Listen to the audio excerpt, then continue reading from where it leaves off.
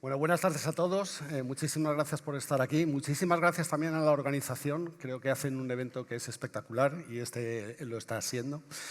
Lo único es una hora un poco mala, ¿vale? Así es que vamos a ir un poco deprisa y os voy a contar un poco una historia para poder empezar a entrar en materia de lo que vamos a tratar luego después más adelante. Esta historia empieza, no está Cron, pero si no nos hablaría muy bien de Alice y Bob. Estamos hablando de hace muchísimos años, ¿vale? Entonces, Bob plantaba tomates y Alice plantaba patatas, ¿vale? Como la película de Louis Armstrong, exactamente igual. Y pronto vieron que interesaba tener una relación entre ellos, ¿no? Una relación comercial. Y al final lo que hicieron fue pues, un intercambio de sus productos. Se adaptaron en un momento para ganar dinero y prestar sus servicios, ¿no? Y poco tiempo después pues, hubo alguien que inventó el dinero. Y con el dinero lo que ocurrió es que vinieron los bancos. De hecho, las transacciones ahora lo que hacen es que salen de tu cuenta corriente en un banco y se ingresan en la cuenta corriente de otra persona, de otro negocio, de otro servicio. Pero es una situación que controlan los bancos. Los bancos son los depositarios de todo ese dinero. Y la verdad es que a nadie le gustan los bancos. No nos gustan a ninguno. Tienen nuestro dinero y encima que tienen nuestro dinero nos cobran por el mantenimiento de la cuenta. Nos cobran por el mantenimiento de las tarjetas. Nos cobran por muchas de las transacciones que nosotros hacemos. Incluso nos ponen pegas cuando vamos a pagar una factura porque nos dicen solo los martes de 9 a 10 y media, lo cual es una molestia. Entonces hay alguien que en un momento dado decidió que esto se podía cambiar. Y lo que se inventa es entonces las criptomonedas y blockchain. ¿Vale? Un modelo en el que ya no existen esos intermediarios. El dinero va desde un monedero hasta otro monedero sin que haya ningún intermediario. Y además con una serie de ventajas. El sistema criptográfico garantiza la solvencia del modelo. No existe un banco intermediario, con lo cual nadie puede en un momento dado interferir en cómo funcionan las finanzas de unos y de otros. Y además es público el registro de todas las transacciones que se están utilizando. Alice y Bob se adaptaron al dinero y probablemente a partir de ahora pues tengamos que adaptarnos también a esos mercados financieros en los que nosotros estamos utilizando continuamente este tipo de modelos y este tipo de criptomonedas, ¿vale? Bueno, la charla se terminaría aquí. Hemos hecho un repaso en una solamente slide pues de prácticamente no sé cuántos miles y miles de años, ¿no? Y la charla se acabaría aquí si el modelo fuese perfecto. Pero el modelo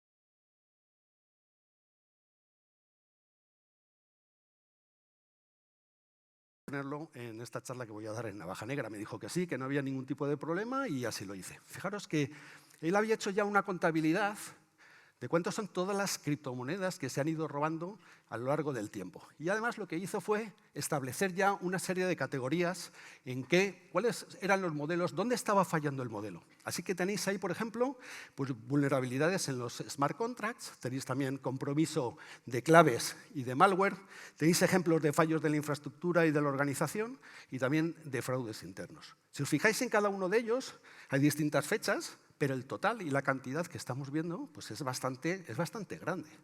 De hecho, haciendo una recopilación simplemente del último año, el año 2024 fue cuando se batió el récord de la cantidad de criptomonedas estafadas y de fraudes que se proporcionaron.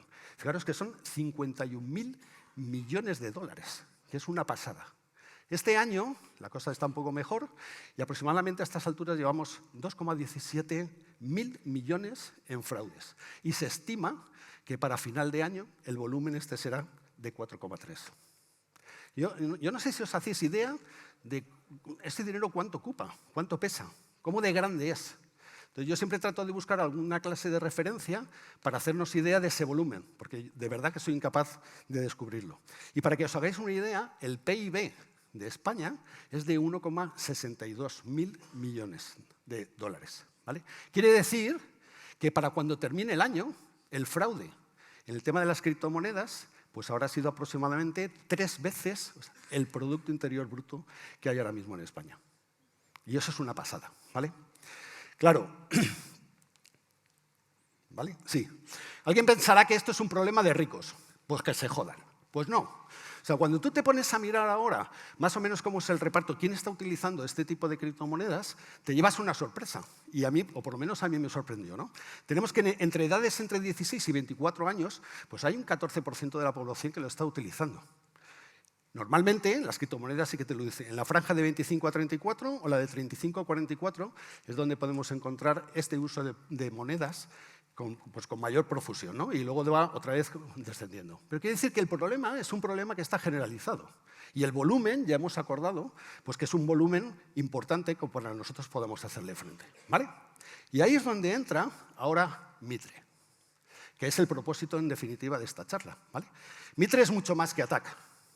Mitre tiene además sistemas de scoring de vulnerabilidades que seguramente los conocéis, pero no sabéis que pertenecen al organismo o los desarrolla Mitre. De hecho, creo que fue ayer en la charla que estaba dando Abraham Pasamar, alguien hizo una pregunta y dijo, ¿el framework de ATT&CK serviría para que nosotros pudiésemos plantear todos los problemas derivados de la inteligencia artificial?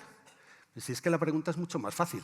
Es que Mitre tiene desarrollado un framework específico para inteligencia artificial.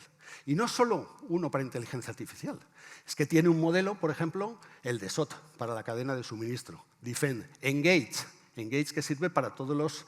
es un sistema de defensa activa y de técnicas de decepción, ¿vale? Hay muchísimas cosas, o productos directamente como el Caldera, donde podemos hacer y programar desde como una especie de herramienta base, o incluso lo podemos incorporar en distintos sistemas para hacer ejercicios de crisis. Bueno, pues hace aproximadamente 2 meses ha sacado un nuevo marco, y este marco es el que se llama ADAPT, ¿vale? Bueno, vamos a echarle un vistazo, y esta es la matriz. Sí, más o menos, bueno, no se ve muy bien, pero sí se ve, ¿no? Bueno, ¿qué quiere decir ADAPT? ADAPT es un acrónimo.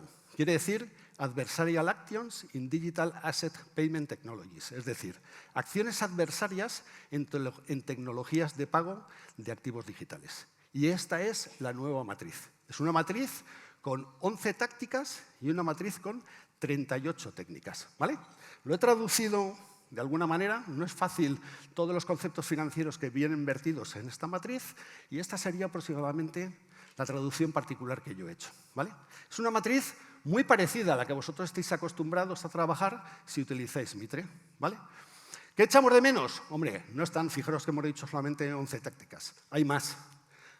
Echamos de menos, por ejemplo, tácticas relativas a persistencia, relativas al descubrimiento, el establecimiento del adversario con sus mecanismos de mind control o, por ejemplo, también temas de exfiltración. Y, sin embargo, por ejemplo, pues aparece, lógicamente, una táctica nueva, y la táctica es la del fraude.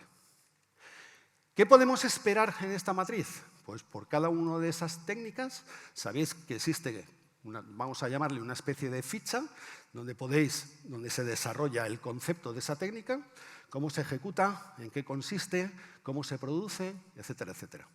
Y además, normalmente, cada una de esas técnicas está perfectamente documentada porque siempre se anexan un montón de papers, de PDFs, donde nosotros podemos investigar y trabajar más para entender realmente qué es lo que está pasando en cada una de esas técnicas, cómo se aplican y cuál es nuestro problema. ¿Qué se echa de menos? Pues es una matriz que lleva 2 meses, con lo cual todavía no es muy madura. Por ejemplo, comparándola con la de ATT&CK, no existe la posibilidad de ver los grupos APTs que están asociados a cada una de las técnicas, algo que, por ejemplo, en la Mitre de ATT&CK sí que existe. No existen todavía el concepto de campañas.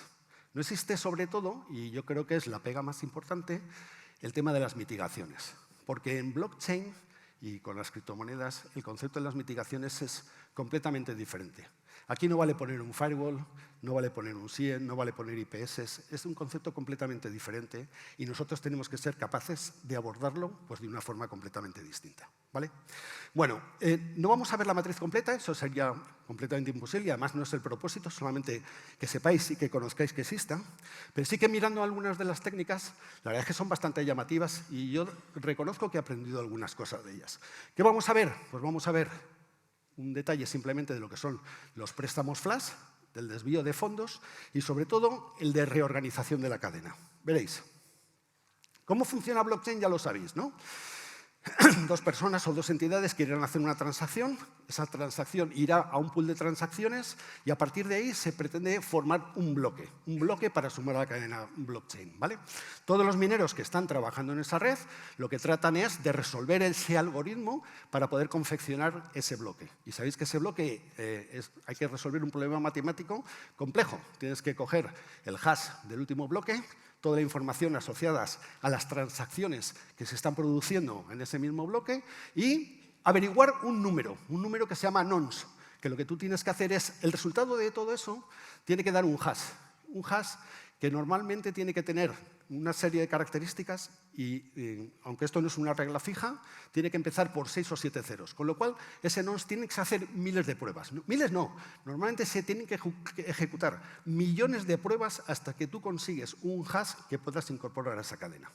Cuando tú tienes ese bloque ya confeccionado, lo publicas y el resto de los mineros eso sí que ya pueden hacer.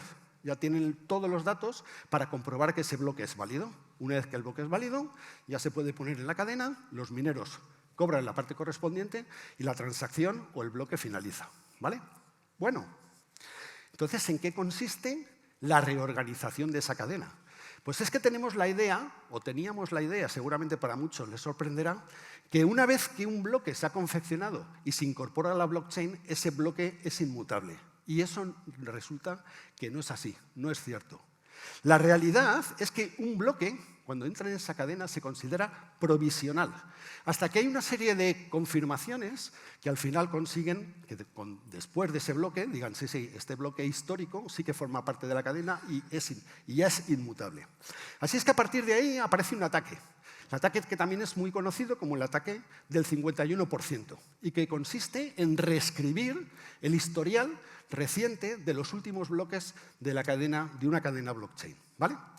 ¿Cómo ocurre? Pues ocurre que tú en un momento dado tienes que tener una capacidad de minado superior normalmente a ese 50, un 51% de todos los mineros que están trabajando en esa red de blockchain. ¿Vale? A partir de ahí lo que haces es crear en secreto, a partir de uno de los bloques determinados, tu propia cadena y vas generando una serie de bloques. Cuando tú tienes más bloques confeccionados que los que existen en la cadena que ahora mismo es pública, entonces dices, yo tengo una cadena que es mucho más larga que la vuestra. Y las reglas y el comportamiento y los algoritmos de blockchain hace que los mineros digan, pues tienes razón, y se sustituyen todos esos bloques para poner los tuyos. De una manera muy sencilla, imaginaros que en un momento dado estamos trabajando en una cadena y ahora mismo la cadena pública tiene esos cinco bloques, A, B, C, D y E. Si existe alguien con esa capacidad de cómputo suficiente para que a partir de, por ejemplo, el bloque C vaya creando sus propios bloques, pues puede crear esos bloques X, Y y Z, que son 3 bloques frente a los 2 a partir de C, ¿de acuerdo? Tengo esos 3 bloques, lo puedo publicar y en ese momento los mineros reconocen que efectivamente tu cadena es mucho más potente, es mucho más larga y la otra se sustituye. Esto es una pasada. Fijaros, esto ha ocurrido. Hay algunos casos que son bastante llamativos. En agosto del 2020 hubo un tercer ataque a Ethereum y en ese ataque se sustituyeron 7.000 bloques de golpe. Hubo una cadena que era muchísimo más larga. ¿Sabéis cuántas transacciones puede haber dentro de un bloque de blockchain? Aproximadamente entre 1.000 y 2.500. Aunque nos quedemos con la cifra más baja, si en un momento dado hay 1.000 transacciones en un único bloque, si yo sustituyo 7.000 bloques, estoy echando para atrás 7 millones de transacciones, que es una pasada. Eso es enorme. Y dirás, bueno, bien, pero esta noticia es del 2020. Eso ya no ocurre. Pues no es cierto, sí que sigue ocurriendo. Y el segundo ejemplo que os he puesto es de agosto del 2025, donde también un blockchain, que era el de Monero, sufrió ese tipo de ataque y al final le sustituyeron un montón de bloques por los que estaba minando un grupo dedicado de mineros específico, que es el de Cubic. Y eso supuso además un descenso en las acciones o en el valor de esa criptomoneda del 7%, que es una pasada, ¿vale? ¿Qué es lo que ocurre cuando en un momento dado los bloques se sustituyen? ¿Qué pasa? Si ya no forman parte de la cadena, ya no están en el blockchain, ¿qué ocurre ahora? Pues cuando tú haces una transacción con alguien y recibes un servicio, recibes un producto y consigues sustituir el bloque, lo que ocurre es que la transacción se anula. Claro, pero si yo me como un bocadillo de jamón y pago con un Bitcoin y resulta que luego la transacción se deshace, el Bitcoin me devuelve a mí, pero el bocadillo ya no vuelve. ¿De acuerdo? Es más, otra cosa que puedes hacer es que si en un momento dado existe un acuerdo, un contrato entre una persona y un establecimiento o un organismo y hay un contrato firmado, un contrato de servicios, al desaparecer de la cadena del blockchain, el contrato se elimina. Esto quiere decir que en un momento dado ya no solamente es la problemática y el volumen grande que tienes que hacer, es que lo que permite es, en un momento dado, duplicar el doble gasto de los Bitcoin que tú utilizas. Me compro un bocadillo y me lo como y me devuelven, y así una y otra vez. Así es que puedes reutilizar la misma moneda un montón de veces. Y el otro problema es que, en mi opinión es incluso más grave, es el de censurar las transacciones. Es decir, yo en un momento dado lo que puedo, si tengo entre ceja y ceja a alguien, es eliminar todos y cada uno de los contratos que un organismo haya podido suscribir pues, con sus clientes o con otros organismos. Y eso es una tragedia, ¿vale? Normalmente, ¿cómo se defienden estas redes de blockchain? Pues lo que hacen es, precisamente, vigilar que esos bloques, según se van incorporando, pues haya el número de transacciones detrás lo suficiente para que sí que podamos considerar que esos bloques son válidos. Y entonces, si normalmente tenéis ahí, si el tiempo de confección de un bloque, por ejemplo en Bitcoin, son de 10 minutos, pues tendrá que haber por lo menos 6 bloques por detrás para que estas cosas no ocurran. O si se hace cada 10 minutos, por lo menos durante los próximos 60 minutos, ese bloque no queda consolidado. Pero no hay mucha forma de defender una red de blockchain si realmente tú no tienes una capacidad de computación o si no estás lo suficientemente distribuida entre todos los mineros que forman parte de esa red, ¿vale? Bueno, yo creo que queda claro. Más, el flash loan. Esto también es divertido, fijaros. Es un tipo especial de préstamo. Solo existe dentro de una única transacción. Y fijaros qué interesante. Puedes pedir una cantidad de dinero ingente, la que tú quieras, no hay ninguna pega. Y además con una salvedad, que no tienes que aportar ninguna garantía. No es como el crédito que tú pides. No hay avales para esa cantidad. Tú lo pides y ya está. Lo único que tienes que hacer es devolverlo justo también dentro de esa misma transacción, ¿vale? Eso produce, por ejemplo, un caso como el que voy a contar, que es el de ataque a BZX. Imaginaros que un atacante en un momento va a una plataforma de este estilo y pide prestado un flash loan, un préstamo rápido, un préstamo flash, ¿vale? En este caso, por ejemplo, de 10.000 euros. Y esto es un caso real en DYDX, ¿vale? ¿Qué es lo que va a hacer ahora con ese dinero? Pues con ese dinero yo voy a coger y voy a meter la mitad en este servicio, que es el que yo quiero trolear, que es el donde yo le voy a engañar, donde voy a atacar, que es el de BZX, solamente 5.000. Y en una plataforma de intercambio, que es, por ejemplo, la de Uniwasp, que eso es un oráculo, es decir, es la relación que existe entre el mundo virtual de blockchain y el mundo real. Y voy a meter los otros 5.000. Al meter los 5.000 lo que he conseguido es incrementar el precio, como ocurre en cualquier bolsa, ¿de acuerdo? De tal manera que BZX ahora lo que le parece es que realmente esos 5.000 que yo he depositado valen 10 veces más, 50.000. Así es que lo que hago es pedirle a BZX un crédito. Dame 50.000 por el valor de lo que yo te he entregado, que tú crees que valen 50.000 ¿vale? A partir de ahí lo que hago es, cuando ya he recibido ese dinero, empiezo a deshacer la operación. Digo, oye, Uniwas, devuélveme la pasta. Al devolverme la pasta, otra vez vuelve a bajar el precio. Lo que hago es devolverle ahora la garantía, pero devuelvo la garantía, devuelvo 5.000, con lo cual me quedo con 45.000. Y lo que tengo que hacer es terminar la transacción, y devolverle a DYDX el dinero que me había prestado. En esta operación yo he ganado 45.000. En este caso, la moneda era Ethereum, pero puede ser cualquier otra, ¿de acuerdo? Y este es el estilo de smart contract que me permite hacer eso. ¿Por qué puedo hacerlo? Pues porque muchos contratos inteligentes en DeFi, el problema que tiene es que no controlan que existen esos cambios bruscos de dinero. No utilizan el número de oráculos suficientes para saber que realmente el precio de esas monedas no es el que es. Entonces, necesito tener muchos más oráculos para saber cuál es el precio de mercado real dentro de un montón de organizaciones, ¿vale? Para que no lo puedan hacer. Esto ha ocurrido. Este es el caso que os he contado. Esto fueron 55 millones de dólares. Y yo en el ejemplo lo he puesto más fácil, pero en Euler Finance, esta es también del año 2023, pues también fueron un montón de millones los que se perdieron en transacciones de este estilo, ¿vale? Fijaros que esto, en el mercado normal, en un mercado bancario, eso no es posible. Es decir, la información privilegiada o estos cambios de moneda están regulados por la Comisión Nacional del Mercado de Valores y por otros mecanismos que impiden el que estas cosas puedan ocurrir, ¿vale? Pero en los smart contracts sí que puede hacerse. Esas debilidades técnicas en los contratos, esas debilidades en los protocolos y, sobre todo, que no exista una demanda real dentro de los precios, no es controlable dentro de un código del smart contract que no deja de ser más que un código, ¿vale? Estamos casi fuera de tiempo, así es que me salto el último. Y a modo de resumen os diría lo siguiente, ¿no? Yo creo que estas plataformas DeFi, estas plataformas descentralizadas, pues yo creo que sí que van a transformar un poco lo que es el futuro de todas las finanzas, ¿no? Esa es mi creencia y es así. Así es que lo que necesitamos es métodos. Y yo creo que es una buena apuesta la de Mitre. Realmente podemos solucionar muchos problemas, pero si no tenemos un método, no tenemos un protocolo, unos procedimientos, pues al final no dejan de ser soluciones de fortuna. Unas veces funcionarán y otras no. Pero teniendo método, teniendo un protocolo, teniendo una serie de procedimientos, esto se puede arreglar. Y luego, desde luego, lo que sí que es muy importante en todo este tipo de redes de blockchain es que no va a haber, o sea, no es un problema de seguridad, o sea, no podemos evitar que si alguien tiene la capacidad de cómputo superior en toda la red, y esto ocurre cuando esa red de blockchain normalmente es muy pequeña, y se haga con el control de toda la red. Y a partir de ahí sí que estás perdido, porque es que no hay ninguna manera de poder ganar a ese competidor que es mucho más fuerte que tú. Así es que tampoco hay que preocuparse, solo es dinero. Hay muchísimas cosas más importantes que el dinero, lo que pasa es que cuestan mucho. Muchas gracias.